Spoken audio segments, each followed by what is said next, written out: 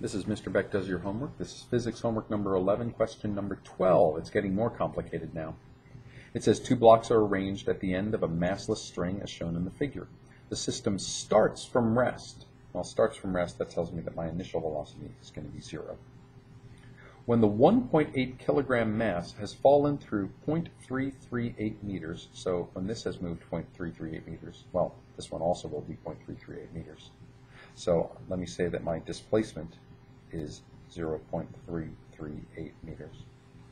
It says the downward speed is 1.27 meters per second. So my final speed is 1.27 meters per second. It tells me the acceleration of gravity. It says what is the frictional force between the 3.2 kilogram mass and the table. I want the force there.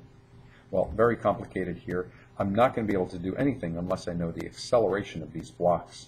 And the way to get the acceleration, knowing my initial velocity, my displacement, and my final velocity, is to use one of my equations of motion to get my acceleration.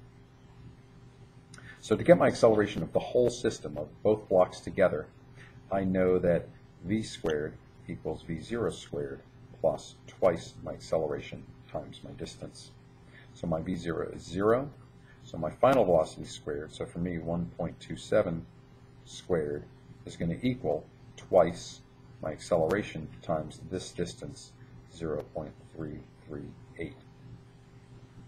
So when I solve this, I will have an acceleration. Now that's the acceleration of both the blocks.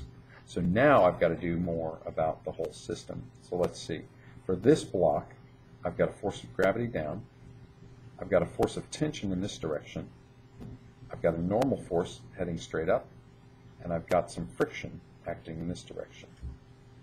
On my other block, I've got a force of gravity pointing down and a force of tension pointing up. Now your initial instinct would be to say, oh, the tension is equal to the gravity. But this block is accelerating. As a matter of fact, so is this block.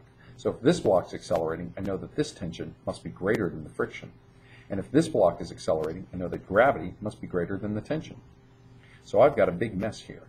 But what I do know is that the acceleration of the whole system is going to be this number I had before. So now, my normal force and gravity here are going to cancel out. My tension here is going to be the same as the tension here, and that is an internal force between the two. So in our previous homework, we had a problem like this, but it was frictionless. Now I've got some friction. So this gravity here is going to be pulling in one direction. This friction here is going to be pulling in the other direction. So what I know is that this gravity minus that friction is going to be my net force. Now, how do I figure out what the net force is? Well, I know my acceleration, and I know my total mass, because this net force will accelerate both masses. So I also know that F net is going to equal my total mass, so let me just write m plus m times my acceleration. Well, my total mass is going to be 1.8 plus 3.2, and my acceleration is what I got down here, so that gives me an F net over here. So now I'll have F net. So if I know F net and I know force gravity on this block, on this 1.8 kilogram block, that's the force of gravity on the 1.8. So on the hanging block, then I can get my force of friction.